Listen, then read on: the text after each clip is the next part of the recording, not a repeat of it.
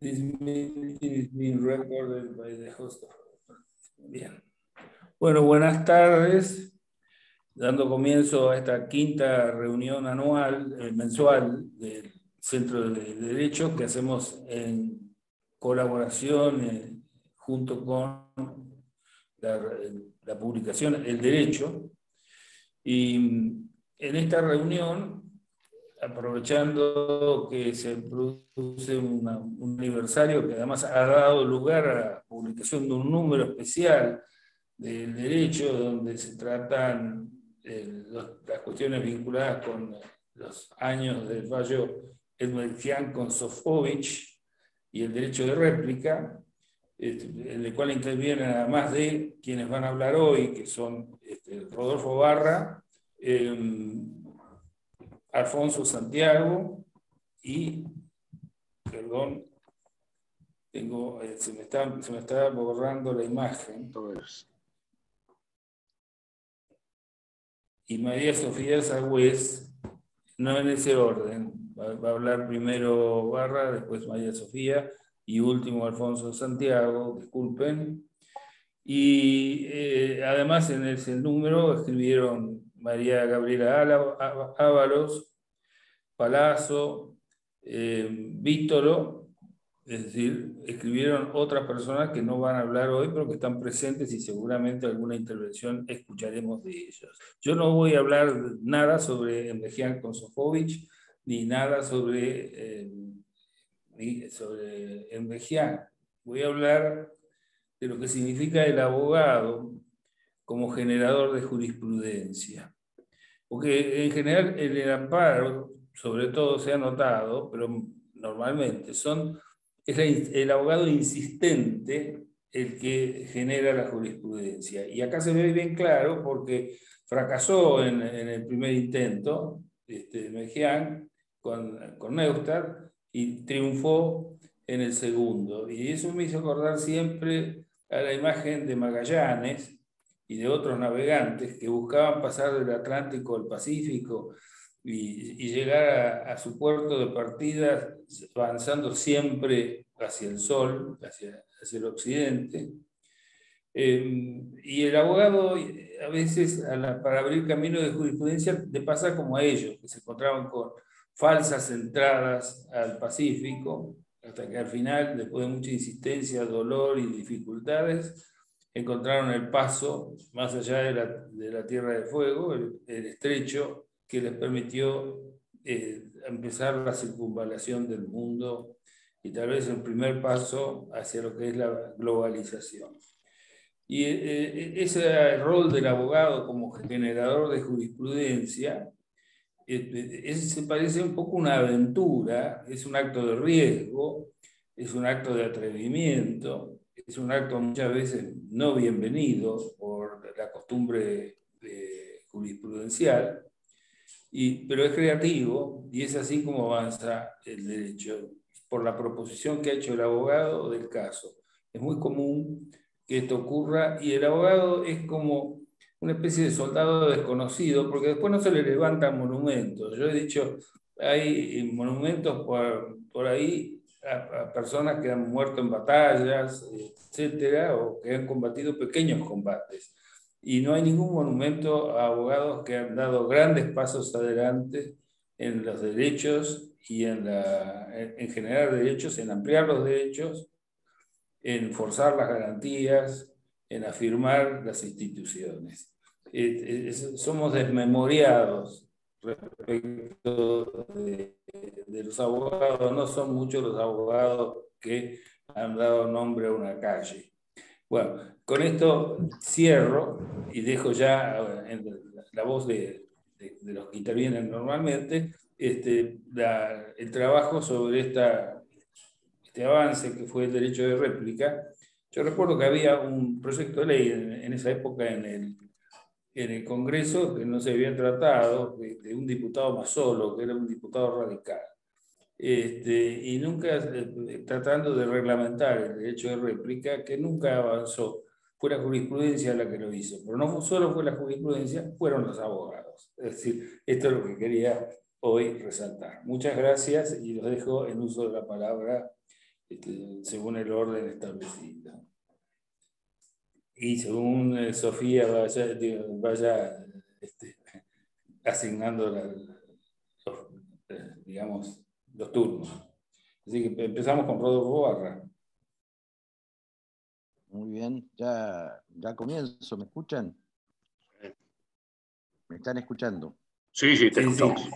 Bueno, muchas gracias, Roberto. Muy buena reflexión, muy buena la comparación con aquellos que iban orientados por el sol, buscando el occidente. También nosotros tenemos que tener una meta, una guía, y en eso estamos desde hace tanto tiempo, ¿no? Con Roberto Punte, con Gallo, desde las épocas de la facultad. Yo estaba un poquito más atrasados que ellos, pero bueno, tuve en ellos también mi primera guía, en un grupo de amigos que me hemos fundado, que lo habíamos denominado Patria Grande, ¿se acuerdan? Sí. Bueno, y esas enseñanzas que recibimos en la UCA creo que fueron fructíferas. Me parece que las hemos aprovechado y aprendido bien, o bastante bien, nunca nada es perfecto. Gracias entonces al Centro de Derecho Constitucional por recordar esta sentencia en la que me tocó participar. Como señalé en el artículo que escribí para la publicación que acaba de mencionar Roberto, del derecho, en realidad los dos autores de lo que fue el voto mayoritario fueron Fait y Boyano. Fait con unos párrafos sobre la libertad de prensa y sobre la incidencia de la prensa en la vida de todos y de cada uno. Boyano, todo obviamente, lo relativo al derecho internacional, que él maneja también. A mí me tocó escribir algo también vinculado con la libertad religiosa, porque Mejiansi tiene tiene importancia en esa materia, en la materia de la libertad religiosa. Se adelantó en gran medida. Ahí hay una musiquita que escuchan, hay una interferencia. Se adelantó en gran medida a cosas o conductas que han seguido sucediendo. La Virgen Abortera, por ejemplo, en una exhibición que hubo hace poco en la ciudad de Buenos Aires, el año pasado o el anteaño, y otras cosas parecidas, porque hoy en día la libertad religiosa se puede constreñir con el ridículo. Del ridículo nadie vuelve. Y ese programa, no con la mala intención de Sofovich, ni seguramente de Dalmiro Sáenz, que fue el personaje era y es, porque los buenos escritores nunca mueren en realidad. Dalmiro Sáenz es un gran escritor, pero bueno, ridiculizaron la figura de la Virgen y eso fue lo que motivó a Igmejian a iniciar esta acción. Las argumentaciones sobre la libertad religiosa y la incidencia que tiene la burla sobre los derechos de las personas pueden haber parecido un óbiter, porque la Corte podría haber decidido que la norma de la Convención Americana sobre Derechos Humanos, que establece el derecho de réplica o respuesta, era aplicable con los argumentos que luego de derecho internacional que se han puesto en la sentencia, sin avanzar mucho más que ello. Pero nosotros teníamos que analizar y fundamentar la legitimación de Igmejian. Y entonces él tenía que tener una suerte de agravio. Un agravio que le venía no por un derecho que le había sido quitado en una determinada relación jurídica, que era un poco lo que tradicionalmente se acepta y se sigue aceptando la noción clásica de causa o controversia, sino por su condición de católico. Es decir, algo que le hacía pertenecer a un colectivo donde nadie tenía un derecho particular exclusivo, porque en el caso no es que Dalmiro Sáenz o Sofovich habían ido a decirle a Agmejian, usted es un imbécil porque cree en la Virgen. Eso no ocurrió. En el programa ese de televisión no se mencionó a nadie, absolutamente a nadie en particular. Y en realidad tampoco se mostró a ningún creyente en condición ridícula. Se ridiculizaba a la Virgen. Hola, no sé si me siguen escuchando, porque acá se cortó mi imagen. Bueno, entonces nosotros tuvimos que fundar, trabajar sobre lo que significa la libertad religiosa y luego vincularla con la idea de la legitimación. Yo creo que allí está la importancia. Entonces no fue un obiter, ¿no? No fue en realidad un obiter, aunque lo parezca. Aunque lo parezca. Yo creo que ahí radica la importancia mayormente de la causa de Agmejian y después sus anticipaciones, porque definió lo que después iba a consagrar la reforma constitucional de 1994. En uno de los puntos, una reforma muy importante, pero en uno de los puntos de los reformados más importantes. Entonces se dejó aclarado bien que en una suerte de jerarquía normativa los tratados están por encima de las leyes no pueden derogar ni contradecir los tratados. Fíjense que esto es muy importante, lo estamos discutiendo ahora. Eso, con el problema de la legitimación, la cuestión del aborto. Por supuesto, como argentinos estamos acostumbrados a borrar con el codo lo que escribimos con la mano, esa norma de la Constitución del 75, inciso 22, cuando quieren la cumplen, cuando no quieren no la cumplen. En este caso del aborto no la quieren cumplir y bueno, no la han cumplido. O el caso FAL, no la quieren cumplir y no la han cumplido. Pero bueno, ahora está en la Constitución esa primacía conforme con la Convención sobre el Derecho de los Tratados, la Convención de Viena. La reforma de la Constitución dio un paso más y declaró que ciertos tratados, además, para la Argentina, tienen jerarquía constitucional, entre ellos la Convención Americana sobre Derechos Humanos. Así que hoy el derecho de réplica es un derecho constitucional. Es un derecho reconocido por la Constitución, por lo que yo llamo las normas complementarias de la Constitución, porque estas convenciones, como lo dice el propio 75-22, son complementarias de la primera parte de la Constitución.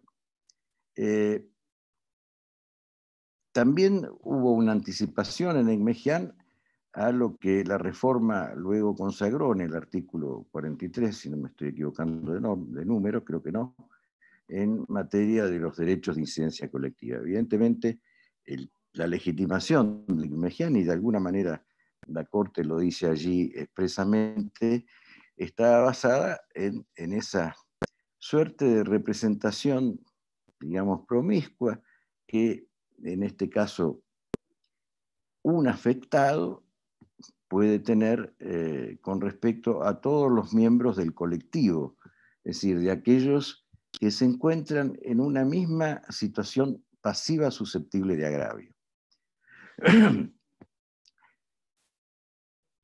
Después, por supuesto, este Instituto de los Derechos de Incidencia Colectiva ha tenido un desarrollo jurisprudencial mucho más rico, mucho más fuerte, mucho más detallista.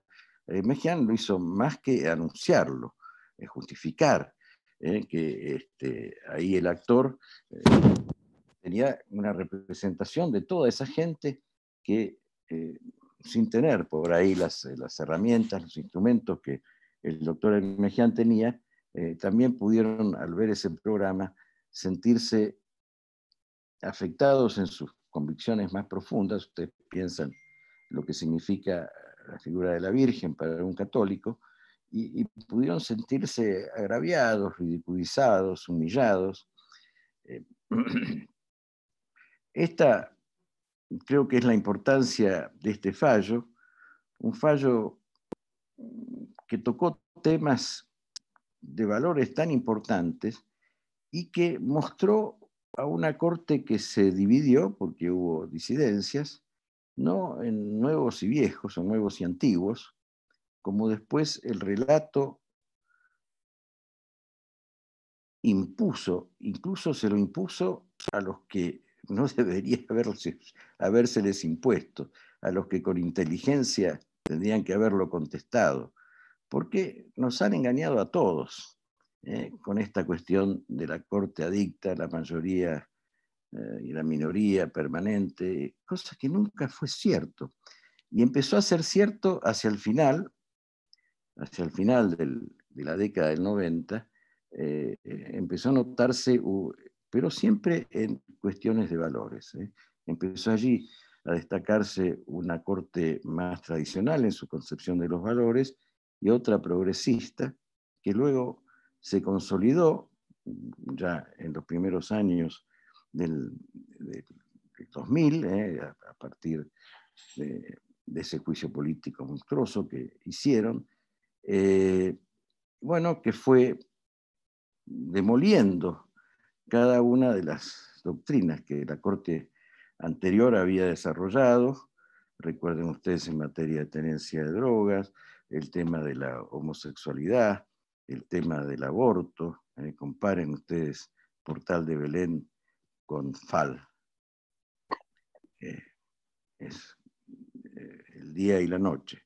Bueno, seguramente el caso FAL, perdón que mezcle los temas, muestra en su mayor medida lo que un tribunal con una tendencia progresista puede hacer, ¿no es cierto? Sin siquiera tener bueno, la fuerza intelectual de reconocer el valor de las normas, porque allí se contradijo lo que está expresamente escrito y se ha llegado a una interpretación que ni siquiera, de la norma que ni siquiera un alumno de introducción al derecho puede hacer. Pero estamos recordando ahora el Mejía. Bueno, creo que es importante, yo no quiero pasarme en mi tiempo, que tengamos estos comentarios, porque gracias a Dios no hay que llorar. El caso Dobbs en Estados Unidos muestra que, a pesar de que de mucho tiempo que pasa y que se cree que hay una doctrina judicial consolidada, una mayor reflexión puede hacer que el derecho vuelva por sus cauces y vuelva a tratar de cruzar el estrecho para del Atlántico llegar al Pacífico siguiendo la guía del sol, como dijo Roberto Punte. Nada más, gracias.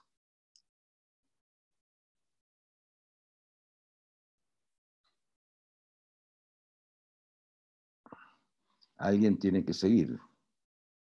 No sé si la metodología creo que me corresponde a mí hablar después, pero pensé que por ahí había preguntas o algo así. No, dejamos eso para el final, para un diálogo, incluso entre ustedes, no solo con el público, sino entre ustedes. Yo estaba muteado, eso es lo que pasó, por eso se produjo ese momento de indefinición. María Sofía, pues estás en el podio. Muchas gracias. Bueno, muchísimas gracias. En primer lugar, agradecer al doctor Borda y a Sofía Calderone por la oportunidad de volver a mi casa, como es la Universidad Católica, el Centro de Derecho Constitucional que llevan adelante el doctor Gallo y todo el equipo. Para mí es un honor volver a este lugar que tantas oportunidades me ha brindado, y especialmente para compartir con profesores y académicos de la altura de los aquí presentes. Yendo directamente al grano, yo postulé un análisis muy específico del impacto del caso del fallo Edmejian. Es un análisis que se mira, digamos, Edmejian desde hoy, desde la actualidad, viendo una de las aplicaciones más trascendentes en cuanto al impacto que ha tenido en el ordenamiento jurídico de ese fallo, ¿no? Un fallo sumamente citado en la actualidad en uno de los puntos de mayor trascendencia, como es el control de inconstitucionalidad por omisión. Entonces, el trabajo se orienta a identificar el fallo Edmejian. Espera un segundito. Bueno, andá yo ahora voy. Perdón, estuvo callada toda la exposición de Barra y viene en este momento, perdón. Bueno, entonces se enfoca a analizar el rol institucional o la figura institucional del fallo Edmejian contra Sofovich como génesis del control de la inconstitucionalidad por omisión del Poder Legislativo en Argentina. Y es que específicamente uno de los puntos más álgidos del caso Edmejian era que el artículo 13, inciso 2 de la Convención Americana de Derechos Humanos exigía como pauta de validez para la reglamentación del derecho a la libertad de expresión, el hecho de que esté prevista esa reglamentación expresamente fijada por ley, es decir, la existencia de una ley formal, en sentido formal, que formule esa reglamentación más allá de la misma razonabilidad de la reglamentación. Entonces, ese obstáculo se presenta en el pronunciamiento y este fallo se sostiene en torno a este punto sobre algunas columnas, como es la idea de que las garantías existen incluso ante la ausencia de ley, las garantías constitucionales y convencionales. La violación de un tratado por el Estado puede darse tanto por acción de ese Estado como por la omisión. Estos dos pilares argumentativos son los mecanismos a través de los cuales la Corte concretiza y, en términos clásicos, operativiza, es decir, le da presencia en términos fácticos al derecho de réplica. Y por eso podríamos identificar al caso Edmejian contra Sofovich como, hoy en día diríamos, una sentencia aditiva, una sentencia nomogenética que concretiza una inconstitucionalidad por omisión del Poder Legislativo. ¿Y por qué la trascendencia de las figuras de la inconstitucionalidad por omisión? Porque uno de los grandes talones de Aquiles de los ordenamientos jurídicos en la actualidad es la brecha entre un exceso normológico acompañado por una deficiencia en el plano sociológico. Los derechos tienen amplias exaltaciones en las constituciones, pero se ven planteados en términos de no realización en clave fáctica.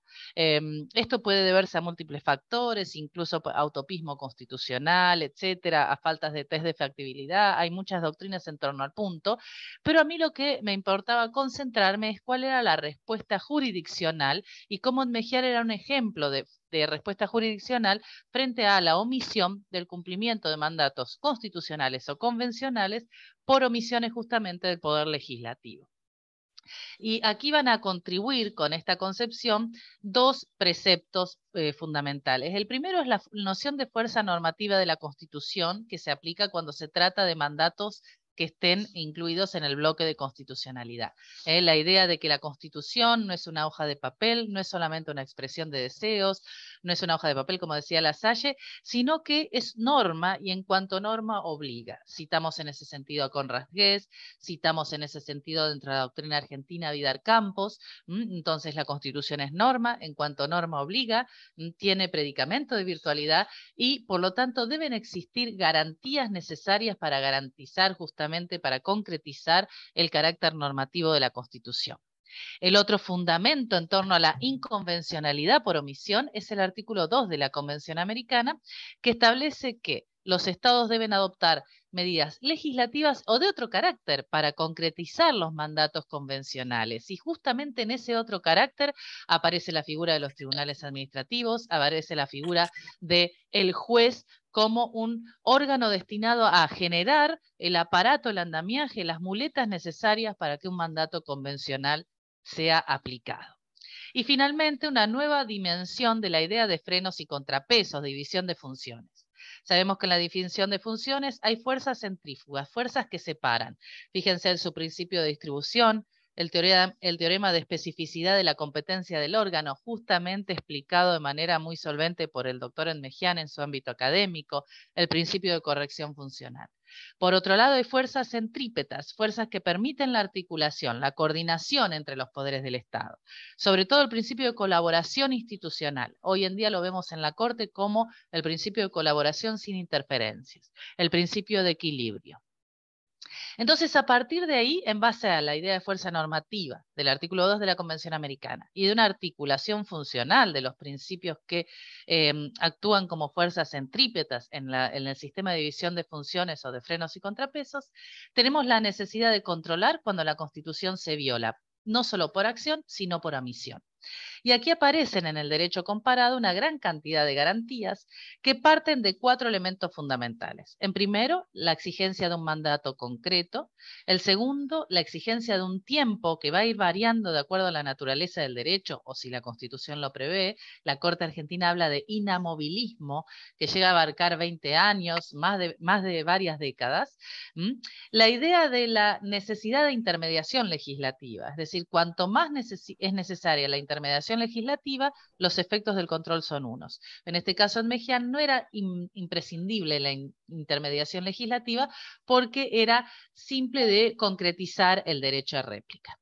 Y finalmente, como decíamos, la previsión articulada de distintos afectos, ya sea anoticiándolo al órgano omitente de su omisión, exigiéndole que actúe, supliendo, si luego de una exigencia que actúe y se le da un plazo razonable no actúa, supliendo el accionar del órgano, y finalmente el efecto indemnizatorio que vemos en la Constitución de Río Negro, que frente a la omisión y la exigencia de actuar incumplida, se prevé la posibilidad de una indemnización. ¿Cómo rige esto en la actualidad? ¿Cómo estamos en la inconstitucionalidad por omisión en la actualidad? Antes de Enmejian contra Sofovich no se podía predicar el control de la inconstitucionalidad por omisión. Se preveía que los mandatos constitucionales caían en un margen de discrecionalidad del legislador, tanto temporal como de contenido, en la previsión de las normas. Es con Enmejian que cambia la doctrina justamente en torno a esos puntos. Las garantías deben cumplirse independientemente de su base legislativa y es necesario instrumentar mecanismos de control. La violación de un mandato se da tanto por acción como por omisión. Esos 2 elementos conceptuales se proyectan en la actualidad. Las primeras líneas de proyección son del año 2000 y 2001. En control de la inconstitucionalidad por omisión del Poder Ejecutivo en la tutela de derecho de salud. Asociación Bengalensis, Campodónico de Bebiacqua. Luego viene una gran cantidad de casos sobre control de inconstitucionalidad de las omisiones legislativas. El caso Badaro 1 y Badaro 2 fueron los primeros, más paradigmáticos, 2006-2007, en torno a inconstitucionalidad por omisión de el precepto de la movilidad jubilatoria del 14 bis. Alavi es otro ejemplo de inconstitucionalidad por omisión en la previsión de las acciones de clase, en la regulación de las acciones de clase. Y el caso que a mí me parece más interesante, el caso P del año 2009, donde se prevé con fundamento en fuerza normativa de la Constitución y el artículo 2 de la Convención Americana, el recurso de casación horizontal para garantizar la doble instancia y, a su vez, la justicia pronta.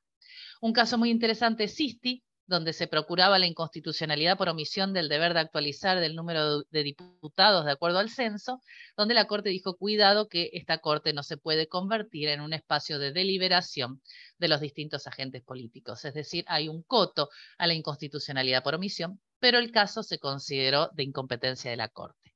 Un gran ámbito donde se aplicó muchísimo la inconstitucionalidad por omisión es el federalismo.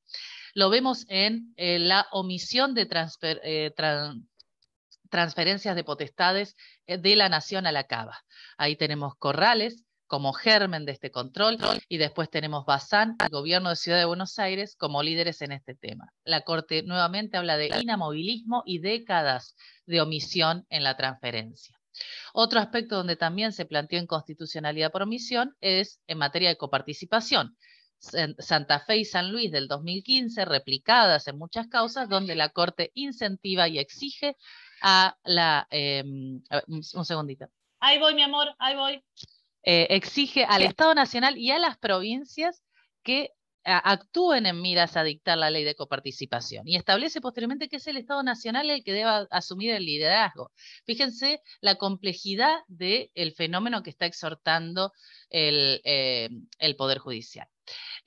También vemos inconstitucionalidad por omisión en la adecuación de la autonomía municipal, por ejemplo, en el caso de Asociación Personal Municipal, Municipalidad Las Colonias, donde se plantea la omisión de la provincia de Santa Fe en adecuar el régimen de autonomía municipal, y un caso muy interesante sobre aspectos procesales de control de inconstitucionalidad por omisión en torno a la municipalidad de Villa Castelli, era quién hace el control, la Corte Suprema o la Corte de la provincia de Buenos Aires, y se establece que en ese caso el control de la inconstitucionalidad por omisión de la provincia compete a el Tribunal local, provincial, más allá del interés federal.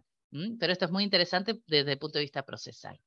También vamos a ver el caso emblemático relativo al control de inconstitucionalidad por omisión del Poder Ejecutivo en reglamentar una ley, el caso Echeverri, un caso muy interesante sobre guarderías, y un punto que, si bien propiamente no sé si yo lo pondría como inconstitucionalidad por omisión propiamente dicha, pero la omisión de nombramiento del defensor del pueblo, que fue exhortada a ser subsanada por la Corte Suprema de Justicia de la Nación en 2 oportunidades, en el caso Mendoza, en el caso Cepis, y que afecta notoriamente al acceso de justicia de sectores vulnerables. Entonces, en definitiva, son múltiples las aristas para resaltar del caso Admejian contra Sofovich, son muchísimas las pautas que este fallo nos trae a colación. Lo que yo quise fue señalar cómo fue un elemento germinal, una semilla de un elemento que se proyectó cuantitativa y cualitativamente, como es el control de inconstitucionalidad por omisión del Poder Legislativo y del Poder Ejecutivo, y que se ha ahondado, frente al escenario permanente de desconstitucionalización de las normas establecidas especialmente por la reforma de 1994. Queda mucho por analizar: procedimientos, mecanismos, efectos, cuándo existe mandato, cuándo se requiere la intermediación legislativa, pero no podemos dejar de ver la presencia y la actualidad que Admejian contra Sofovich tiene en la jurisprudencia de la Corte hoy. Muchas gracias. Muchas gracias, María Sofía. Realmente hemos apreciado cómo has exprimido ese Así que vamos a dejarle ahora a Alfonso Santiago continuar con esta tour de force que estamos asistiendo de los tres. Muchas gracias. Bueno, muchísimas gracias, Roberto Punte. Muchísimas gracias también al Centro de Derecho Constitucional y a la Editorial del Derecho por la invitación que me han hecho, y felicitarlos por haber rescatado este 30 aniversario que podía haber pasado bastante desapercibido y que me parece que merecía un número especial del derecho y merecía también este diálogo tan interesante en esta tarde. Yo del tema de Admejian quería ver 2 puntos. El primero es, desde la perspectiva de la historia de la Corte Suprema, destacar que pocos casos, como el caso de Admejian, son icónicos en 6 temas de derecho constitucional. Es decir, que cuando uno estudia la historia de la Corte se encuentra con fallos trascendentes y muy importantes, pero es muy difícil encontrar un caso que trata 6 instituciones fundamentales del derecho constitucional simultáneamente. Y desde ese punto de vista, el caso de Admejian destaca sobre todo lo demás.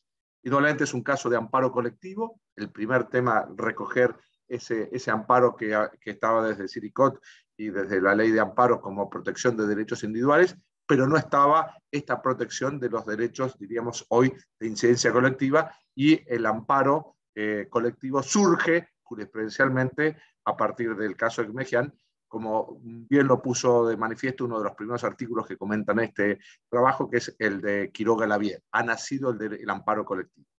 El segundo tema, algo lo enunciaba también Rodolfo Barra, la protección de los sentimientos religiosos como parte del contenido propio de la libertad religiosa y su relación con la libertad de expresión. La verdad que es un fallo también arquetípico desde ese punto de vista, porque consagra una parte importante de la libertad religiosa en no verse afectado, no verse molestado por expresiones, en este caso de programas televisivos, pero también podrían ser temas artísticos que lesionan esos sentimientos religiosos. Voy a estar en el mes de septiembre en un congreso en Córdoba, España, que va a tener precisamente tratar la relación entre la libertad de expresión y la libertad religiosa. Y uno de los aspectos es la protección de los sentimientos religiosos que ya en el año 92 fueron receptados en nuestro sistema. Otro tema importantísimo, la operatividad de los derechos humanos, reconocidos en los tratados internacionales. El carácter directamente operativo, y en esto la Corte del 92 innovó y significó un cambio de postura totalmente distinta de la que tenía hasta ese momento. En el año 88, lo recordaba también Roberto Punte, que Mejián había planteado el Mejián contra Neustadt, la operatividad del derecho de réplica, y una Corte que se había querido caracterizar por la defensa de los derechos humanos había dicho que mientras no hubiese ley, no era operativo el derecho de réplica. Y en el año 92, la Corte, con su nueva integración, sostiene la tesis totalmente distinta. Un cuarto aspecto no solamente es la operatividad del derecho, de los derechos humanos, sino ya específicamente la operatividad del derecho de réplica. Que lo extiende también a no solamente a opiniones o a hechos, sino a la afectación de sentimientos religiosos.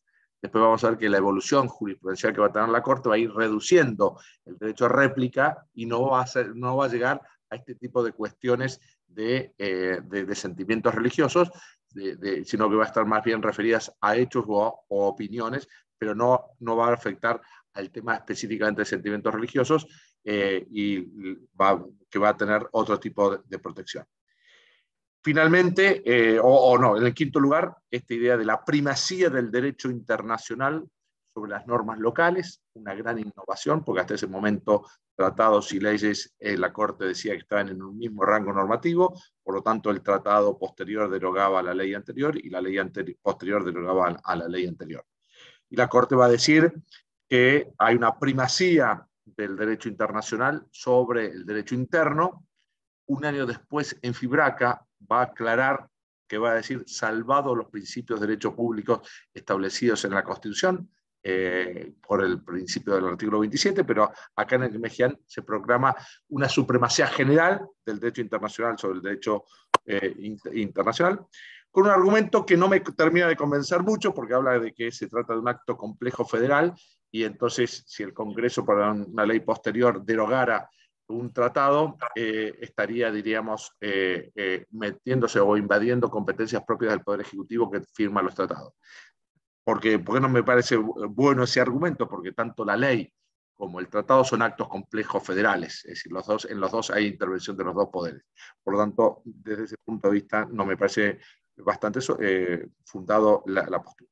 Y finalmente hay unas reflexiones muy interesantes sobre el cerciorari, sobre la ubicación institucional que tiene el cerciorari, sobre todo el cerciorari positivo, cuando hay un acto trascendente que vincula no solamente el 280, que era el cerciorari negativo, también la Corte empieza a desarrollar allí la idea del cerciorari positivo, que por ejemplo va a utilizar posteriormente en el caso Rodríguez contra compañía embotelladora, no solamente cuando puede rechazar la Corte cuando considera que no hay trascendencia, sino que cuando considera que hay trascendencia, aunque no hubiese una cuestión federal estrictamente, suscita el recurso extraordinario. Por lo tanto, vemos seis grandes temas tratados en un mismo caso. Y esto es bastante icónico, es bastante diferencial de la perspectiva que uno puede ver de toda la historia de la Corte Suprema Argentina. El segundo tema, me parece que el caso de Mejián es un hito fundamental, decisivo, en uno de los grandes cambios que tiene el sistema jurídico argentino desde 1983, del retorno a la democracia hasta nuestros días. Yo pienso que el año que viene se cumplen los 40 años del retorno a la democracia y es una gran posibilidad de hacer un balance desde lo político, desde lo económico, desde lo social, desde lo educativo, etcétera, etcétera. Luces y sombras, logros y falencias que tenemos, ¿no? Son 40 años del retorno a la democracia. Pero si lo vemos desde el punto de vista jurídico, indudablemente hay una gran transformación de nuestro sistema jurídico por el proceso de constitucionalización y de convencionalización de los ordenamientos jurídicos en todas las ramas del derecho. Y en eso, fíjense, el año, vamos a hacer el año que viene 40 años, uno de los primeros actos que tiene el poder legislativo de la democracia en el año 83 es suscribir o aprobar la Convención Americana de Derechos Humanos, que ya era desde el 69, pero la Argentina no la había ratificado, ni la había aprobado. Recién en el año 83, por lo tanto el retorno a la democracia va de la mano de los derechos humanos. 10 de diciembre es la fecha elegida para la transición del régimen militar al gobierno democrático, y también uno de los primeros actos es la firma de esa convención. Entonces, pero esa convención empieza a funcionar. Vimos que en el año 88 no se le da carácter operativo. En el año 92 Ekmejian le da carácter operativo y establece la supremacía de los tratados sobre el ordenamiento jurídico interno. En el año 94 va a precisar más y va a decir que la supremacía es de los tratados sobre las leyes internas. Queda la Constitución como una instancia final de apelación. Y desde ese momento, concomitantemente, se va a producir una fuertísima constitucionalización y convencionalización de todo el ordenamiento jurídico. Fíjense lo que llega a decir el Código Civil. El Código Civil, en el artículo 1 dice, los casos de este código rigen deben ser resueltos según las leyes que resulten aplicables, conforme con la Constitución Nacional y los tratados de derechos humanos en lo que la República Argentina sea parte. Inédito que un Código Civil se abra a la Constitución y se abra a los tratados. Y el artículo 2 de eso dice, la ley debe ser interpretada teniendo en cuenta sus palabras, sus finalidades, las leyes análogas, las disposiciones que surgen de los tratados sobre derechos humanos, los principios y los valores jurídicos. Esta es una enorme transformación de lo que era el derecho civil, derecho cerrado sobre sí mismo, derecho que no permitía que permearan, o que no permitía que permearan en el grado que hoy lo conocemos, todos los principios establecidos en la Constitución y en los tratados internacionales. Y desde ese punto de vista, Ekmejian es uno de los hitos fundamentales, porque no es una acción legislativa, como es la aprobación de la Convención Americana de Derechos Humanos, sino un acto jurisprudencial que se abre a los derechos humanos, al derecho internacional de derechos humanos, y reconoce su carácter directamente operativo y la necesidad de tener en cuenta como pauta de interpretación insoslayable las disposiciones de los temas internacionales. Bien, para mí se trata de un fallo institucional, de acuerdo a la categoría que tenemos, un caso que es importante para las partes, pero es mucho más importante porque la Corte a través de ella se pronuncia y ejerce ese cogobierno, pronunciándose esos aspectos muy importantes, y es, así lo sostuve ya en el año 96 cuando escribí mi tesis doctoral, uno de los pocos supuestos donde es legítimo el activismo judicial. Desde ese punto de vista, el fallo de Ekmejian entronca con qué casos anteriores de activismo legítimo. Siri, Cot, Vieite sobre la actualización de las deudas de dinero ante el proceso de inflacionarios, y Portillo, y después viene Ekmejian. Todos estos casos me parece que forman parte de ese legítimo activismo que puede tener la Corte Suprema cuando hay omisiones de los otros poderes que deben ser suplantados frente al mandato constitucional. Por lo tanto, uno de los casos más relevantes en esta perspectiva histórica de la Corte es, sin lugar a dudas, el caso Ekmejian, riquísimo en todas las dimensiones que toca, y sobre todo por el acierto de la decisión final que en estos múltiples aspectos decidió la Corte. Así que bueno, estos son los comentarios que yo tenía para realizar hoy, esta tarde. Muchas gracias. Muchas gracias, Alfonso, y felicitaciones a los tres por cómo se han autorrestringido, se han colocado en una posición sumamente exitosa como administradores de su propio tiempo, lo cual esa autodisciplina es difícil de encontrar a veces. Bueno, ahora abrimos el diálogo. Tal vez el primer paso sería que se pregunten entre ustedes si alguno tiene algún comentario que hacer, pues formar un diálogo entre los tres. Yo diría que Rodolfo nos cuente más secretos de la deliberación interna de la Corte en eso. Es decir, que nos contó algo. visto desde fuera parecería que la Corte quería en ese momento apoyar fuertemente el proceso de integración del Mercosur y por lo tanto establecer la primacía de los tratados sobre la cosa, era uno de los elementos que ahí se tenían en cuenta. Esto visto desde fuera, ustedes... Bueno, la pelota está en este momento entonces en manos de Rodolfo, que tiene que contestar esta inquisición que ha ido al centro. Al centro. No hay muchos secretos, más que lo que dije. En realidad, como señalé, los grandes autores son Fait y Boyano, sobre todo Boyano. Yo creo que el héroe de ese partido es Antonio. Incluso me ha convencido a mí al inicio, porque yo no creía en la legitimación de Mejía. Este señor, todo lo que dice está muy bien, fantástico, pero ¿qué tiene que ver acá con nosotros? Y bueno, él me hizo ver que sí que había que ver. Es bueno también que algo que yo noté mientras estuve en la Corte, que no había una práctica de diálogo de discusiones jurídicas, tanto en los acuerdos, porque en los acuerdos muy poco se discutía, después que yo me fui no sé cómo habrá seguido, pero muy poco se discutía, se firmaba, se discutían cosas de administración, licencias de los empleados, pero no cuestiones jurídicas. Esto era la tradición de la Corte, ¿no? O después, día 2, día 3 en los despachos, no había esa costumbre de tener esa discusión. Nosotros la llevamos muy adelante, había mucho diálogo, no solo entre los jueces nuevos, sino también con los antiguos. Yo iba muy seguido, sobre todo a ver a Fay o a verlo a Petracchi, para discutir temas, y muchas veces se cambiaban los proyectos fruto de estas discusiones, que para eso están. Creo que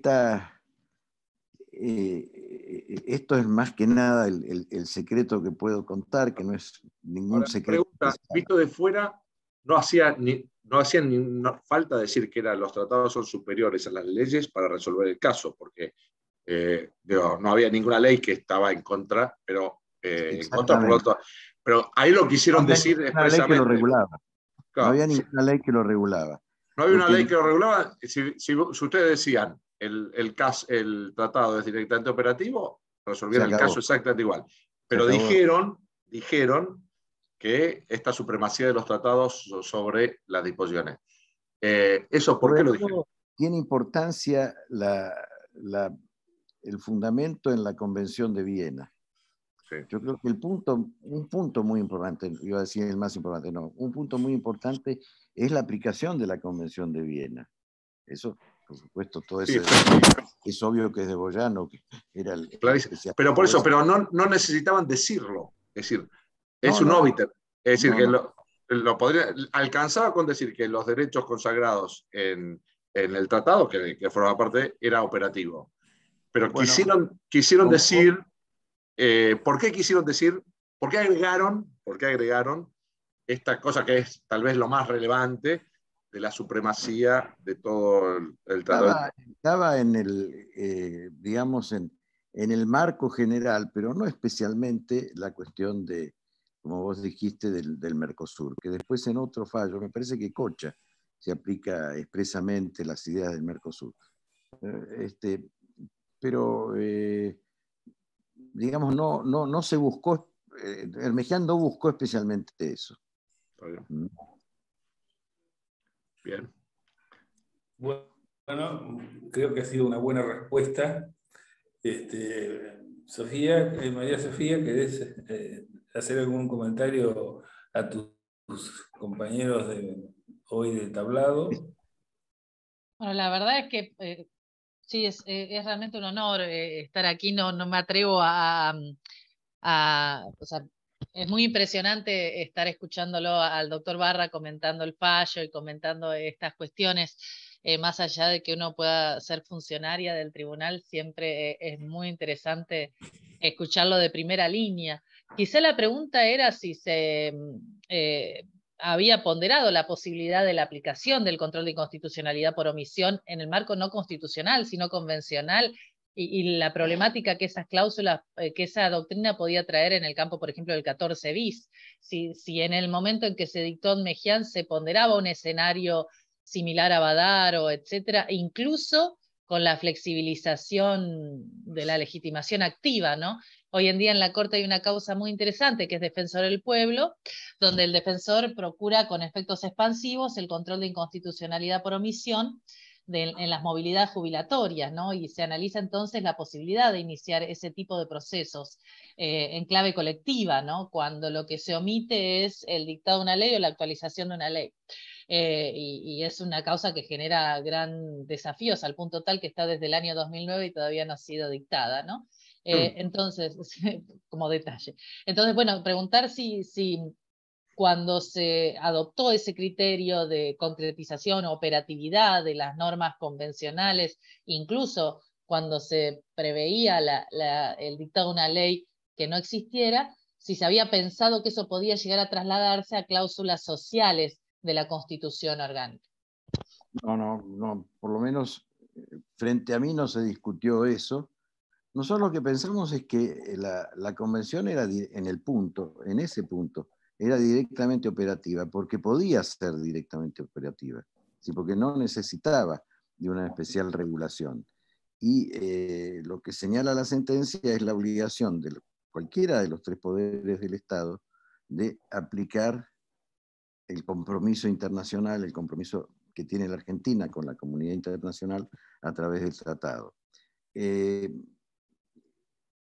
Para vincularlo con lo que comentábamos con Alfonso, de alguna manera ahí sí estaba pendiente, estaba pensada, estaba bueno, en el aire también o como marco, el Tratado del Mercosur en cuanto a una de sus faltas, ¿no? Que es la operatividad de ciertas normas de la Convención o del Tratado en forma directa, en este caso de las normas emanadas de un organismo supranacional que puedan aplicarse en forma directa a los Estados miembros. Esto fue que, bueno, comentamos alguna vez con Cabaña, etcétera, pensando en Mejián, después lo pudimos expresar también con Cabaña Martínez, que me acompañó en esto, en la Convención Constituyente, en el 75, inciso 24, ¿no es cierto? No me equivoco el número. Sí. Sobre los... el derecho derivado de los tratados de integración, el derecho derivado. En eso también me parece que Mejián es importante, ¿no? Porque abre el camino, y luego la Constitución lo reconoce, la Constitución lo prevé, todavía no es aplicable en la Argentina, porque el Mercosur no tiene ese sistema. El Mercosur exige que haya una norma interna para aplicar la norma generada en los organismos del Mercosur. Mercosur, a mi manera de ver, no es un gran sistema de integración, sino es más que nada un tratado de apoyo aduanero y de sistemas aduaneros. Pero bueno, es otro tema. Pero bueno, también hubo una previsión en este punto, sí. Una pregunta sobre el tema tratado y la supremacía del orden interno.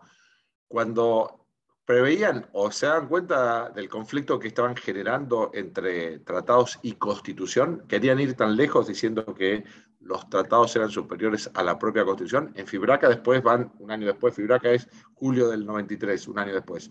Ahí acotan. Pero en este momento, ¿se plantearon el tema de la relación entre tratado y constitución? No, porque está precisamente resuelto en la Convención de Viena. La Convención de Viena dice: ninguna norma del derecho interno puede afectar la aplicación de los tratados, ¿no es cierto? Salvo que sea manifiestamente contraria a la competencia del firmante. Y bueno, nosotros entendemos que la competencia también es referida al derecho aplicable. Yo no tengo competencia para inaplicar el derecho.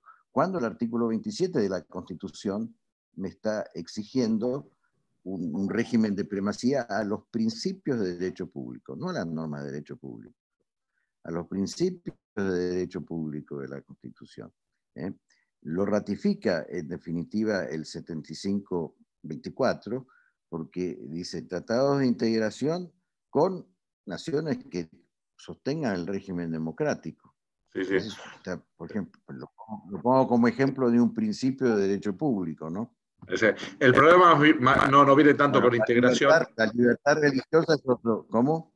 Claro, el problema no viene tanto con los tratados de integración, el 75 y 24, como los conflictos que se podrían generar, a veces se han generado, entre los tratados de derechos humanos y las interpretaciones que de eso hace la Corte Interamericana con la propia Constitución. En general, todos los países, España, Italia, Alemania, México, Uruguay, Brasil, Argentina, se han reservado una última instancia en donde dicen: nos abrimos al derecho internacional, fantástico, nos parece muy bien, pauten sobre la interpretación, pero la supremacía final es de la Constitución, en el caso nuestro por el 27, por el artículo, o la supremacía final es de los principios de derecho. Bueno, por eso hay un punto que me parece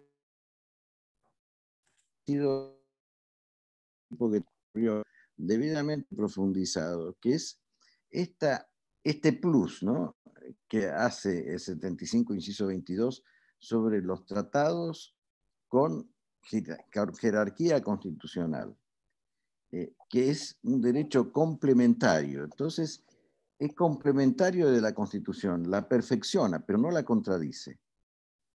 Perfecto. Vos sabés que esa norma nació de una discusión que tuvimos en Santa Fe con Badeni, que paz descanse. Badeni vino a hablar con nosotros, nos juntamos Corach, yo y él, me acuerdo siempre, en un café, me parece que no era Santa Fe, sino en Paraná, en el hotel donde nos alojábamos, por la preocupación. Badeni era abogado de la Asociación de Prensa o de una cosa... ADEPA. De ADEPA. La preocupación que les traía la cuestión del derecho de réplica, precisamente. Y entonces señaló, nos explicó el temor razonable de que esto habría, cuando ya la norma estaba bastante escrita y ya había sido discutida en alguna sesión, que esto abriera, ¿viste?, la caja de Pandora, que iba a pasar y que íbamos a terminar anulando la libertad de prensa.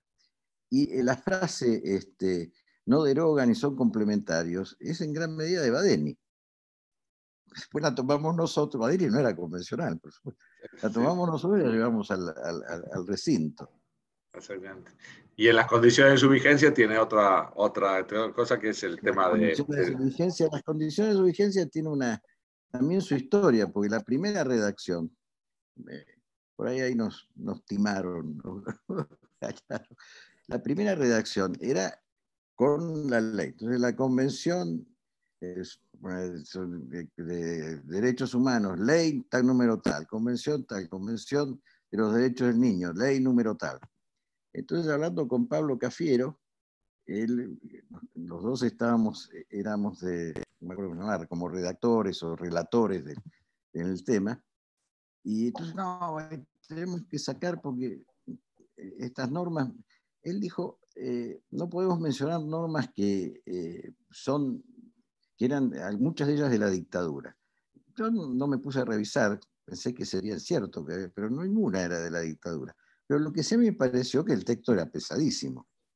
Como ley tal. Entonces no digo, bueno, vamos a poner las condiciones de su vigencia, porque no hay otra vigencia que la que le da esa misma ley. Y para modificar esa ley van a necesitar los 2/3 del total de los miembros del Senado y de diputados, porque queda integrada la convención con la ley en su jerarquía constitucional. Bueno, eso no le ha gustado a la Corte en FAL y no es así. No sabemos, no sabemos cuál es la condición de vigencia de la Convención sobre los Derechos del Niño, ¿no? Está ahí en la nebulosa ahora. Muchas gracias. Y realmente este descenso a las intimidades, ya no solo de la Corte, sino de la Convención Y Constituyente, porque ha pasó sido mucho muy tiempo. sabroso. Creo que no estoy violando ningún secreto porque ya pasó muchos años, han pasado tantos años. No, no, Es historia verdaderamente, historia viva. Nosotros por la vejez somos parte de la historia. Suena un poco pesado decir que uno forma parte de la historia ya, pero bueno, en fin, son testigos importantes. Ahora le voy a dejar la palabra a Sofía porque tiene anotadas algunas personas del público que quieren hablar y preguntar o intervenir, etc. Así, tratemos, sí, por supuesto, mantener siempre esta regla de la sobriedad expresiva. Muchas gracias, Sofía. Gracias, doctor Punte. Aprovecho estos minutitos que tengo antes de pasarle la palabra al próximo para agradecerle a los tres autores porque han aceptado nuestra convocatoria a escribir y lo han hecho rapidísimo, les dimos muy poco tiempo y enseguida nos dijeron que sí y cumplieron con los plazos, y también por aceptar estar hoy aquí en el Centro de Derecho Constitucional. El doctor Garat, que llegó y se conectó hace largo rato ya, creo que va a hacer una pequeña intervención. Doctor.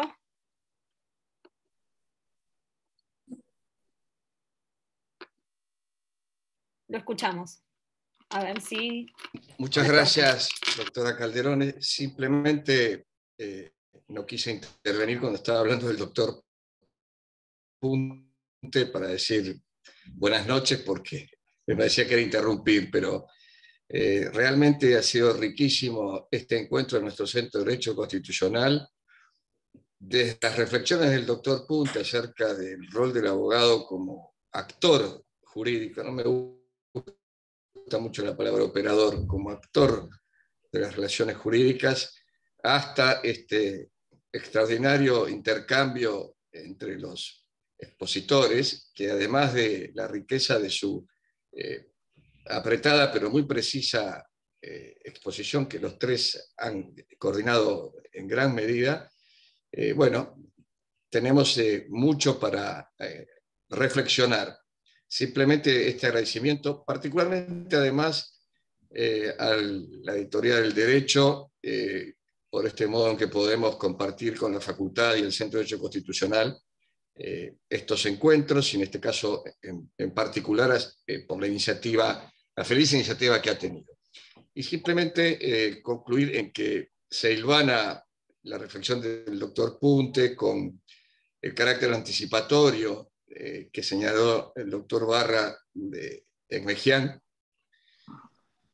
con la precisa descripción de la importancia que tiene la recurrente, yo diría, inconstitucionalidad por omisión en que incurren nuestros legisladores, si es que se puede incurrir por omisión, con la enumeración que ha hecho el doctor Alfonso Santiago, abriendo una agenda para todo esto. Pero me parece que deberíamos reflexionar también en que han pasado 30 años de Egmejian hasta hoy y seguimos todavía con estas cuestiones pendientes.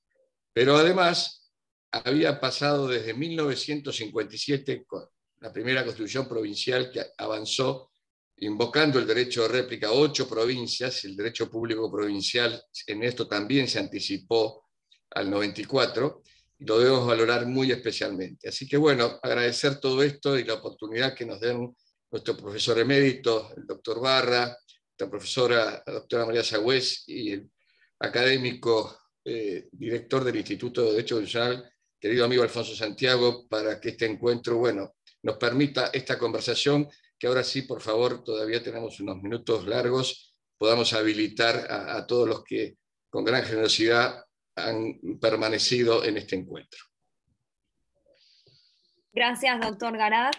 No sé si alguno de los expositores quiere comentar algo de estas palabras, si no lo tengo al doctor Vítolo ahí preparado también para tomar la palabra. Vamos con el doctor Vítolo, así empezamos. Doctor, cuando quiera.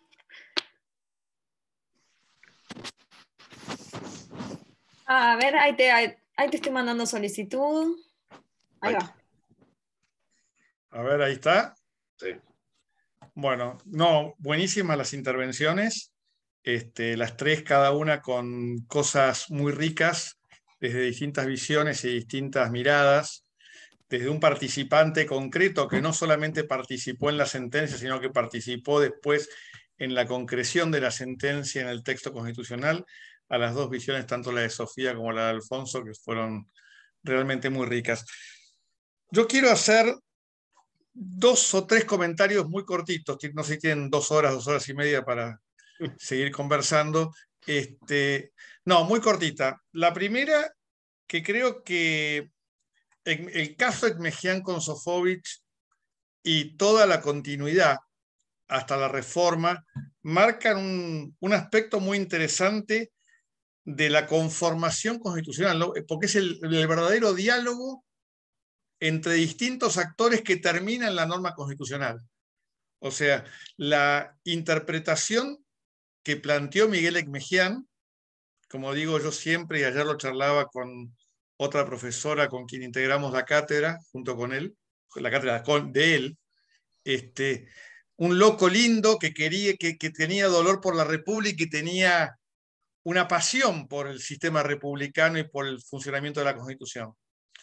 Y en esa lógica, esa idea que él la plasmó y que logró llevarla y que no, como decía Roberto al comienzo, que no lo amedrentó, que hubiera perdido en una primera instancia en el caso de Ekmejian con Neustadt 2 años antes, y que volvió a la carga, y que marcó que la Corte planteara un tema y que luego la Convención Constituyente lo constitucionalizara concretamente para evitar o reducir el marco de la discusión. Y creo que esto marca un elemento muy interesante dentro del diálogo democrático, porque esa actividad conjunta de abogados, profesores, académicos, por un lado, con el Poder Judicial por el otro, y con los constituyentes, con el Poder Político, marca una forma de ver la dinámica del proceso que me parece muy positiva. Eso en el primer caso. El segundo elemento es que, como también decía el profesor Barra, abrimos la caja de Pandora en alguna medida, ¿no? Porque todo estaba muy bien, un poco decía Alfonso, hasta dónde, ¿no? ¿Cuál es cómo jugamos? Y hoy empezamos a discutir cuál es el derecho internacional que estamos incorporando en las condiciones de su vigencia, pero un derecho internacional que además citamos sin conocer muy bien, sin manejar las fuentes correctamente, todo vale lo mismo, es lo mismo el soft law, lo que dice un comité, lo que dice una asociación internacional, todo vale exactamente lo mismo, pero porque está de moda, ¿no? Entonces está de moda citar derecho internacional, le damos valoración, y el otro día una sentencia y unos cabezas jueces citaban los principios de los Yogyakarta. Bueno, ¿qué valor tienen estos principios? Bueno, son derecho internacional. No, pero un cachito, bajemos un poco. Primero, para el derecho internacional, ¿qué valor tienen? Y segundo, ¿qué valor tienen para nosotros en Argentina desde el punto de vista del derecho internacional? Son 2 preguntas. Nosotros compramos hoy el modelo internacional como si fuera un valor absoluto, y como si todo fuera lo mismo. Y esto es un llamado de atención muy fuerte, porque hay una especie de moda que lamentablemente es muy fuerte en los jueces también, de que hay que citar derecho internacional y hay que pegarse al derecho internacional como si fuera la panacea. Y en realidad hay cosas buenas y hay cosas malas, como en todos lados. Entonces creo que eso es un tema importante, pero que la puerta la abrió Miguel Ekmejian. Y por último, un poco referiré muy cortito al trabajo mío en el suplemento, que es un recuerdo muy chiquitito a Miguel. Yo fui alumno de Miguel en grado, me inicié en su cátedra y lo acompañé hasta el día de su muerte trabajando en la cátedra con él. Viví de cerca todo el caso Ekmejian, los 2 casos Ekmejian. Y la verdad, rendir un homenaje a esa testarudez en la defensa de los valores republicanos. Porque en definitiva le debemos esto a él. A lo mejor lo hubiera pensado otro, pero se le ocurrió a él. Entonces, un pequeñito homenaje a Miguel, que en esa búsqueda del sistema republicano logró este cambio tan trascendente. Nada más que eso. No sé si alguna... Muchas gracias. No ¿Yo sé estoy muteado o no? No, doctor, lo estamos escuchando. Bueno, está bien, seguimos entonces con muchas gracias, de todas maneras, porque creo, enlaza con lo que dije al principio. Hay que saber homenajear a nuestros grandes pensadores, y los abogados estamos en una fila atrás de otras carreras, no sé por qué, pero todavía no sé por qué. Pero bueno, adelante. El siguiente que tenga anotado, Sofía, ¿quién es? No, doctor, les iba a preguntar si alguno quería agregar algo a los comentarios del doctor Vítolo. No tengo a ninguno anotado, así que recibimos a quien se quiera, a quien se anime a romper acá el silencio. No, pues estamos bien en el horario canónico también, ¿no? Así que si no, podemos festejar que hemos cumplido con el deber autoasignado. Perfecto. Bueno, no hemos cortado la palabra a nadie, hemos todos tenido libertad de silencio y libertad de expresión, que son dos buenas libertades.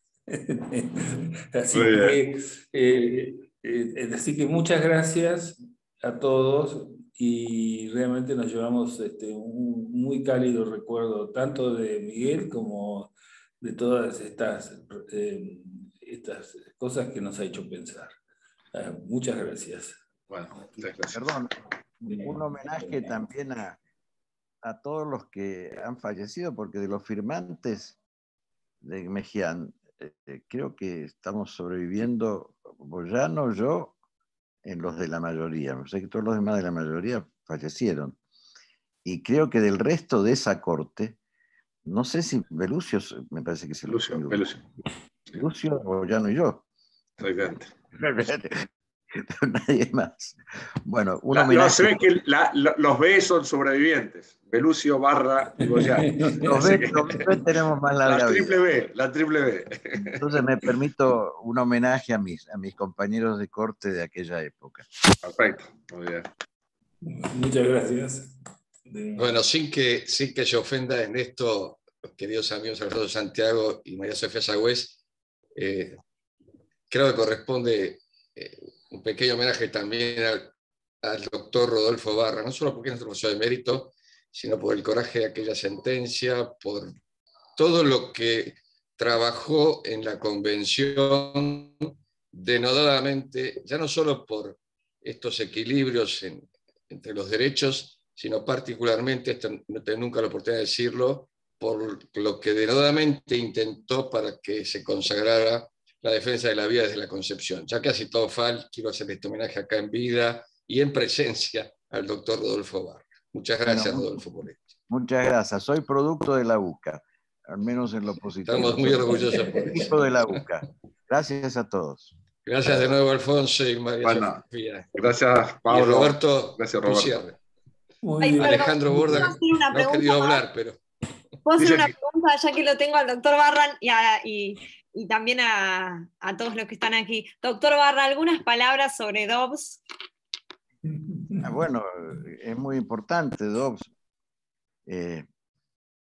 Muy importante desde un sentido porque termina con esa idea que había inventado Roe versus Wade de que el aborto era un derecho constitucional. Esto Dobbs lo elimina.